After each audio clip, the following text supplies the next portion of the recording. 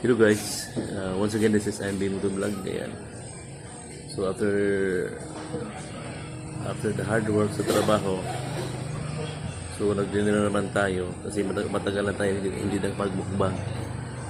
So ito yung dinner ko. Ayan. Bango silog. Then mayroon silang egg dito.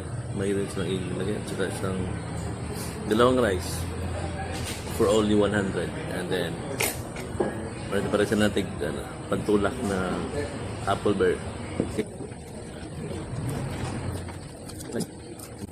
Tulak. Claro. So ngayon guys, madaanan lang ko lapit. Madaanan lang ko pag gali ko ng tindahan. Silog Bistro. Yan, meron ding